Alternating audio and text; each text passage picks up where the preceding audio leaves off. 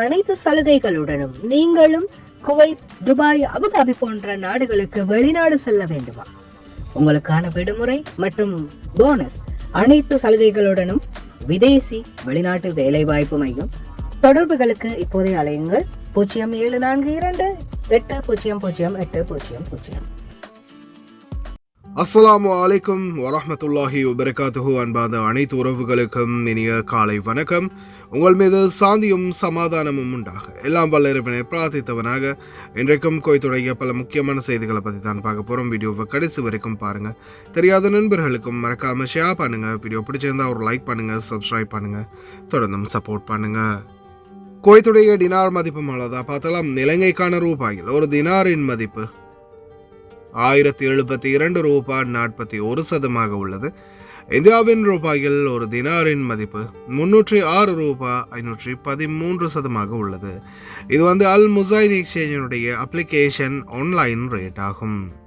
குவைத்துடைய பல பகுதிகளிலையுமே அல் முசைன் exchange branch இருக்குது. அதே மாதிரி ஜமியாக்கள்லையுமே அவங்களுடைய மெஷின் இருக்குது. உங்களுடைய பணத்தை அனுப்பிக்கொள்ள முடியும்.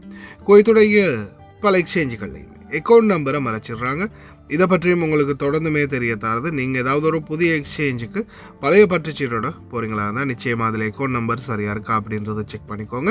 அப்படி இல்லாத பட்சத்தில் எழுதிட்டு போனாலும் பிழை இல்லாத அக்கௌண்ட் நம்பர் எழுதிட்டு போங்க. ஏதாவது ஒரு நம்பர் பிழைத்தாலும் கூட உங்களுடைய பணம் நாட்டுக்கு போய் சேராது. அந்த பணத்தை திரும்ப பெறணுமா இருந்தாலும் ரொம்ப நாட்களாக மறுபடியும் கட்டணம் செலுத்த வரும். அதே போல் எக்ஸ்சேஞ்சுகளில் பணம் அனுப்பி முடித்ததும் மறக்காமல் பற்றுச்சீட்டை செக் பண்ணி பாருங்கள். எல்லா டீட்டெயில்ஸும் சரியாக இருக்குதான்னு. ஏன்னா நீங்கள் சரியான டீட்டெயில்ஸ் கொடுத்துருந்தாலும் கூட எக்ஸ்சேஞ்சில் வேலை பார்க்குறவங்க பிளவுறதுக்கும் வாய்ப்பு இருக்குது. அது மாதிரி பலருக்குமே நடந்திருக்குது. முடிந்த வரைக்கும் நீங்களும் உங்களுடைய கஷ்டப்பட்டு சம்பாதிக்கக்கூடிய பணத்தை நல்ல எக்ஸ்சேஞ்சுகள் மூலம் அனுப்புங்க. எங்கே அதிகமான ரேட் கொடுக்குறாங்க அப்படின்றது தெரிந்தாலும் மறக்காமல் கமெண்டில் மென்ஷன் பண்ணுங்கள். குவைத்துடைய தங்க விலையை பார்த்தெல்லாம் 1 கிராம் 18 கேரட் தங்கத்தின் விலை 30 தினார் 813 ஃபில்ஸ். 1 கிராம் 21 கேரட் தங்கத்தின் விலை 35 தினார் 949 ஃபில்ஸ். 1 கிராம் 22 கேரட் தங்கத்தின் விலை 37 தினார் 674 ஃபில்ஸ். 1 கிராம் 24 கேரட் தூய தங்கத்தின் விலை 41 தினார் 84 ஃபில்ஸ். ஈரான் அமெரிக்க பேச்சுவார்த்தை ரிகார்டிங் ஸ்ட்ரைட் ஆஃப் ஹார்மஸ் இப்போதைக்கு மீண்டும் 2ஆம் கட்ட ஆரம்பிச்சிருக்குது. முக்கியமாக பார்த்தீங்கன்னா பேச்சுவார்த்தையின் உச்சபட்ச நிலைமை என்ன அப்படின்றத தொடர்ந்தும் வாஷிங்டன்ஸ் அப்டேட் பண்ணிக்கிட்டே இருக்கிறாங்க. தெஹ்ரானுடனான இந்த பேச்சுவார்த்தையில் ஒரு சமரசமான நல்ல முடிவை எட்டும் அப்படின்னு எதிர்பார்க்கிறோம். இது நாங்கள் ஈரானுக்கு கொடுக்கக்கூடிய ஒரு லாஸ்ட் சான்ஸ் அப்படின்ற மாதிரி தெரிவிச்சிருக்கிறாங்க அமெரிக்கா. அதே போல் அமெரிக்காவினுடைய கோரிக்கைகள் என்ன, ஈரானுடைய கோரிக்கைகள் என்ன, 2 பேருக்கு இடையில் ஒப்பந்தங்கள் எப்படி கைச்சாத்திடப்பட போகுது, அதற்கு ஈரான் என்ன மாதிரியான தரவுகளை வெளியிடுவாங்க, ஐஆர்ஜிசி எந்த மாதிரி ஒத்துழைப்புகளை வழங்குது அப்படின்றத எதிர்வரும் நேரங்களில் பார்க்கலாம். அமைதி நிலவட்டும் அப்படின்னு பிரார்த்தனை பண்ணுவோம். குவைத்துடைய பல பகுதிகளிலையும் கடைகள் மூடல் மற்றும் போலியான வியாபார பொருட்கள் கண்டுபிடிப்பு மற்றும் குவைத்துடைய முபாரக்கியா மார்க்கெட்டில் அதிரடியான சோதனை, பல வணிக ஊழல்கள் மற்றும் தவறுகளை குவைத்துடைய வணிக வர்த்தக அமைச்சக அதிகாரிகள் தொடர்ந்தும் சுட்டி காட்டிக்கிட்டே இருக்கிறாங்க. பல இடங்கள்லையும் தொடர்ந்தும் சோதனைகளை முன்னெடுத்து வராங்க. முடிந்த வரைக்கும் கவனமாக இருங்க. கடைகளில் வேலை செய்கிறவங்க எந்த ஒரு தவறு விட்டாலும் அது கடைசியில் அனைவருக்குமே ஆபத்தாக முடியும். அதனால் ஒவ்வொருவரும் சிந்தித்து செயல்படுங்க. ஆகஸ்ட் 4 மற்றும் 5 தொடர்ந்து குவைத்துடைய இராணுவம் தங்களுடைய துப்பாக்கி சூட்டு நடைமுறைகளை முன்னெடுத்து வராங்க. இந்த நேரத்தில் குவைத்துடைய அல்அப்ராக் பகுதிகளில் துப்பாக்கி சூடு நடைபெறுகின்றது. Shooting range training. அதால் ஆகஸ்ட் 4 மற்றும் 5ஆம் திகதி அல்அப்ராக் பாலைவன பகுதிகளுக்கு யாரும் செல்ல வேண்டாம் அப்படின்னு தெரிவிச்சிருக்கிறாங்க. முடிந்த வரைக்கும் பாதுகாப்பாக இருங்க. கேம்பிங் போடுறவங்க ரொம்ப கவனம் அப்படின்றதையும் சொல்லியிருக்கிறாங்க. ஆடு மேய்ப்பவர்களுக்கும் கவனம் அப்படின்னு சொல்லியிருக்கிறாங்க. அதே போல் குவைத்துடைய முக்கியமான ஸ்டாம்ப் அதாவது ஹாஸ்பிட்டலில் வேறு அரசு அலுவலகங்களில் கிடைக்கக்கூடிய ஸ்டாம்பு 2 ஆசிய நாட்டவர்கள் போலியாக ரெடி பண்ணி பிடிபட்டிருக்கிறாங்க ஹவாலியில். தந்தை பெட்டிலிருந்து விழுந்து தலையில் அடிபட்டு கோமாக்கு போயிட்டார் அப்படின்னு ஒரு பெண் மகள் அட்மிட் பண்ணியிருக்கிறாங்க ஹாஸ்பிட்டலில் ஒரு தந்தையை. இது சம்மந்தமான சந்தேகத்துக்கிடமான சில விடயங்கள் இருக்கிறதாக போலீஸ் அதிகாரிகளுக்கு அறிவித்து இதை விசாரணை பண்ண ஆரம்பிச்சிருக்கிறாங்க உள்துறை அமைச்சகம். அதே போல் துருக்கி மற்றும் இந்திய தூதுவர் டிஃபென்ஸ் மினிஸ்டருடனான பேச்சுவார்த்தை ஒன்றில் ஈடுபட்டிருக்காங்க. அதே மாதிரி பார்த்திங்கன்னா கிட்டத்தட்ட 5 மில்லியன் ஃபேக் லேண்ட் 7 வருஷ ஜெயில் தண்டனை எகிப்திய நாட்டவர் மற்றும் குவைத்திற்கு ஃபேக்கான இடத்தை விட்டதுக்காக.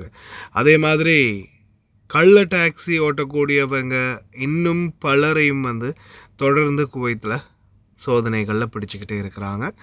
தயவு செய்து ரொம்ப கவனம், எக்காரணத்தை கொண்டும் நீங்கள் இல்லீகலாக மட்டும் டாக்ஸி ஓட்டாதீங்க. அதே போல தான் வாகனங்களில் போகும்போதும் ரொம்ப கவனம். சிவில் ஐடி கார்டு மறக்காமல் எடுத்துகிட்டு போங்க.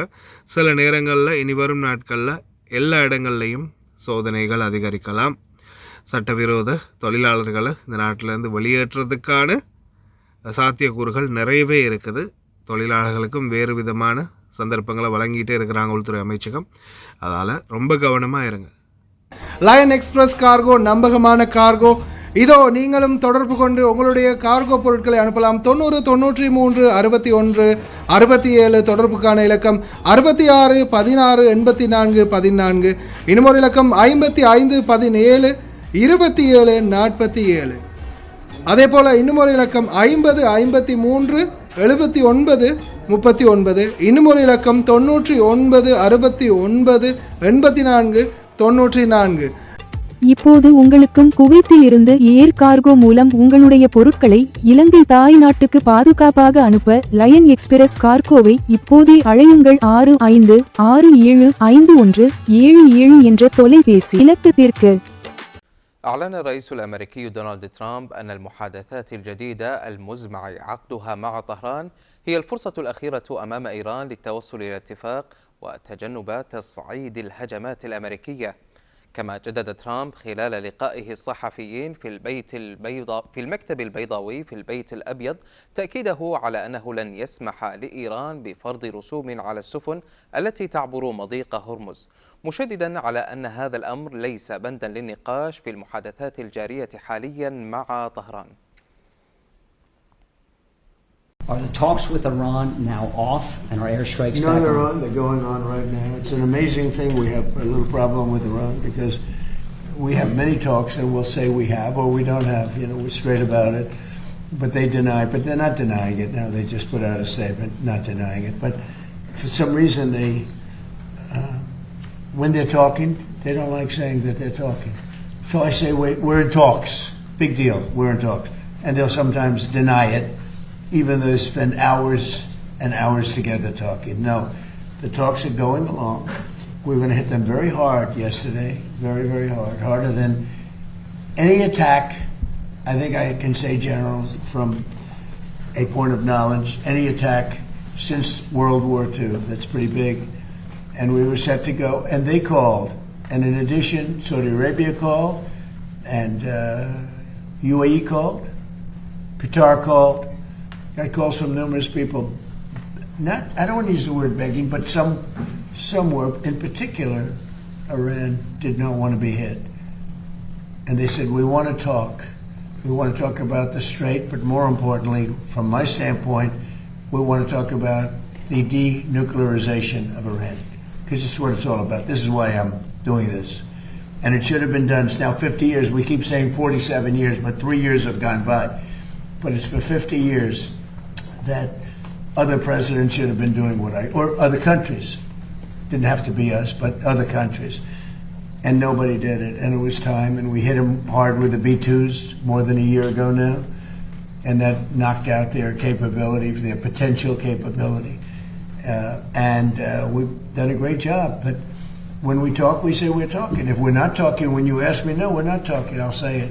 But we are talking right now. We're talking, and we're talking at the request of Iran, backed by Saudi Arabia, backed by UAE, and backed by Qatar in particular, but others also. Many countries called, the leaders of many, I'm friendly with a lot of them, almost all of them, one way or the other, and they all wanted to give this a last chance. This is a last chance. This is not something that, if it doesn't happen, this is a last chance for them to sign a good document.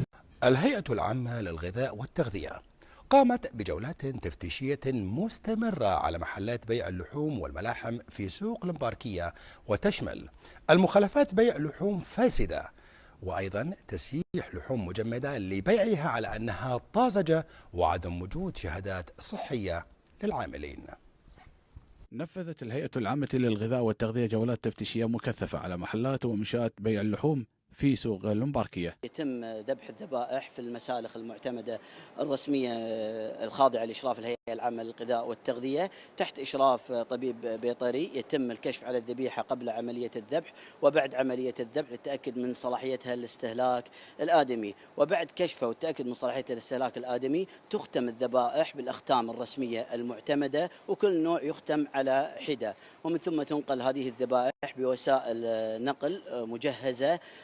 طبعا هذه الوسائل النقل المجهزة مخصصة لتلك المادة الغذائية، وكذلك أن تكون مرخصة من الهيئة العامة للغذاء والتغذية، وتزود هذه وسائل النقل بجهاز قياس درجة الحرارة. الجولة التفتيشية تهدف نحو التفتيش على المنشآت الصحية بشكل عام واللحوم بشكل خاص، والتأكد من الالتزام بالاشتراطات الصحية للعاملين وآلية نقل اللحوم من وإلى المحلات. تقوم الهيئة العامة للغذاء والتغذية، جميع مفتشي الهيئة العامة للغذاء والتغذية يقومون بالدور الرقابي المناط لهم بالتفتيش على اللحوم، وذلك التأكد من صلاحيتها للاستهلاك الآدمي، وكذلك أنها مطابقة للمواصفات والمقاييس واللوائح المعتمدة، وكذلك في حال إذا لوحظ أو وجد لحوم غير صالحة للاستهلاك الآدمي، سواء تغير في اللون أو في الشكل أو ظهور رائحة كريهة أو ظهور عفن، يتم اتخاذ الإجراءات القانونية بتحرير محضر ضبط مخالفة مع تحرير محضر ضبط إتلاف، وتعتبر من المخالفات الجسيمة التي لا يجوز فيها الصلح ويتم إحالتها إلى النيابة العامة. وشهدت الجولة التفتيشية للهيئة جهودا كبيرة في سبيل الكشف عن اللحوم الفاسدة غير الصالحة للاستهلاك الآدمي في سوق المباركية. نواف شراكي، قناة الأخبار. نفذت الهيئة العامة للغذاء والتغذية جولات تفتيشية مكثفة على محلات ومنشآت بيع اللحوم في سوق المباركية. يتم ذبح الذبائح في المسالخ المعتمدة الرسمية الخاضعة لإشراف الهيئة العامة للغذاء والتغذية تحت إشراف طبيب بيطري. يتم الكشف على الذبيحة قبل عملية الذبح وبعد عملية الذبح للتأكد من صلاحيتها للاستهلاك الآدمي، وبعد كشفها والتأكد من صلاحيتها للاستهلاك الآدمي تختم الذبائح بالأختام الرسمية المعتمدة، وكل نوع يختم على حدة، ومن ثم تنقل هذه الذبائح بوسائل نقل مجهزة. طبعا هذه الوسائل النقل المجهزة مخصصة لتلك المادة الغذائية، وكذلك أن تكون مرخصة من الهيئة العامة للغذاء والتغذية، وتزود هذه وسائل النقل بجهاز قياس درجة الحرارة. الجولة التفتيشية تهدف نحو التفتيش على المنشآت الصحية بشكل عام واللحوم بشكل خاص، والتأكد من الالتزام بالاشتراطات الصحية للعاملين وآلية نقل اللحوم من وإلى المحلات. تقوم الهيئة العامة للغذاء والتغذية، جميع مفتشي الهيئة العامة للغذاء والتغذية يقومون بالدور الرقابي المناط لهم بالتفتيش على اللحوم.